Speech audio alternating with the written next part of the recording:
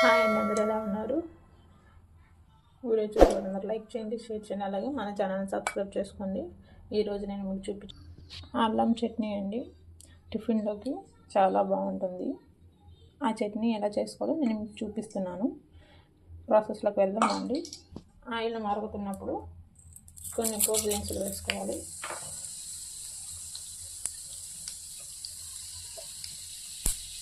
అవి బాగా వేడెక్కిన తర్వాత కట్ చేసి పెట్టుకున్న అల్లం ముక్కలు వేసి బాగా వేసుకోవాలండి. అవి బాగా వేగిన తర్వాత మనం కట్ చేసి పెట్టుకున్న పచ్చిమిర్చి ముక్కలు వేద్దాం. పచ్చిమిర్చి ముక్కలు వేసేసి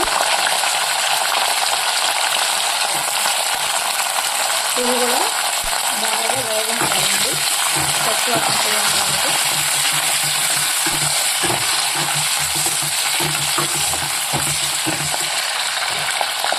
అలాగే దీనిలో కొంచెం కరివేపాకు వేసుకోవాలండి.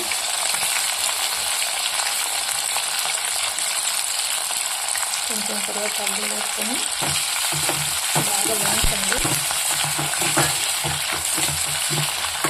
ఇలా అన్నిటికి వచ్చిన తర్వాత టమాటా ముక్కలు కూడా వేసుకోవాలండి.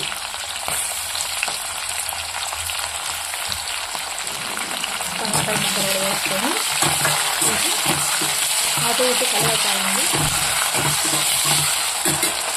కలిపేసిన తర్వాత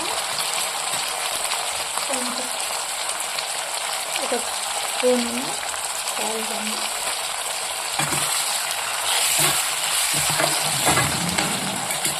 ఇది ఉడకనివ్వడానికి మనం దీన్ని మూత పెట్టాలండి. ఇప్పుడు మూత పెట్టేసాం కదండి. పెట్టేసిన 5 మినిట్స్కి మళ్ళీ మనం తీసి చూద్దాం. అప్పుడు కొంచెం బాగా మగ్గు ఉంటుంది. మళ్ళీ అప్పుడు చూపిస్తాను. కొంచెం మగ్గున్న వాటిలోకి మనం ఒక 5-6 గంటలు తెల్లగడ్డలు, ఒక చిన్న ఉల్లిపాయలు వేసుకొని బాగా మిక్స్ చేయాలండి.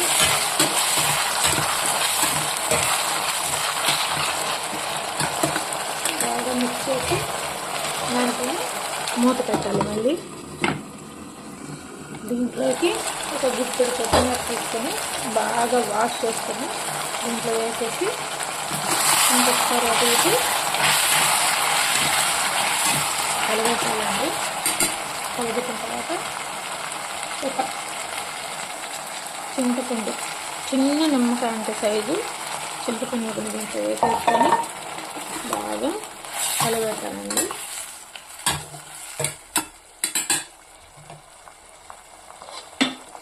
మూత పెట్టేస్తే మనకు 5 నిమిషాల్లో ఇది బాగా ఉడికిపోతుందండి. చాలా దగ్గరకు వచ్చేస్తుంది. బాగా ఉడికి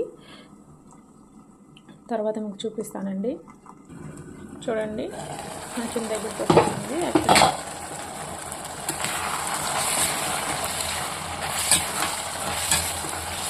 ఇంకొంచెం దగ్గరకు వచ్చిన తర్వాత స్టవ్ ఆఫ్ చేసుకొని కొంచెం చల్లారిన తర్వాత మిక్సీ పట్టేసుకున్నామండి.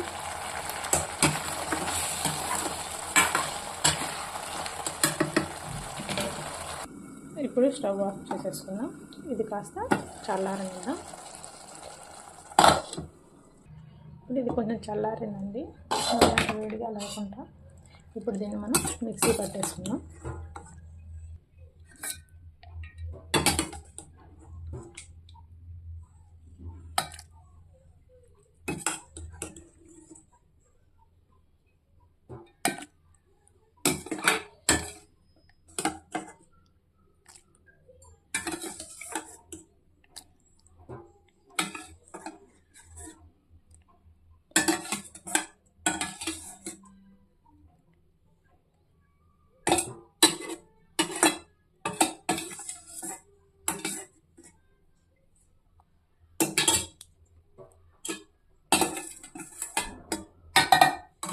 తిప్పి మీకు చూపిస్తానండి. చాలా మెత్తగా మెదగాలి ఇది.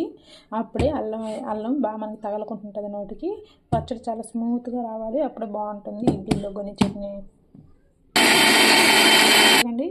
ఇంత మెత్తగా రావాలండి ఆ పేస్ట్. ఇప్పుడు ఈ పేస్ట్ని మనం ముందు దీంట్లో నుంచి తీసాం కదండి, దీంట్లో వేసేసుకుందాం. ఈ పేస్ట్ మొత్తం చూసారు కదండి, మొత్తం దీంట్లో వేసేసుకుందాం.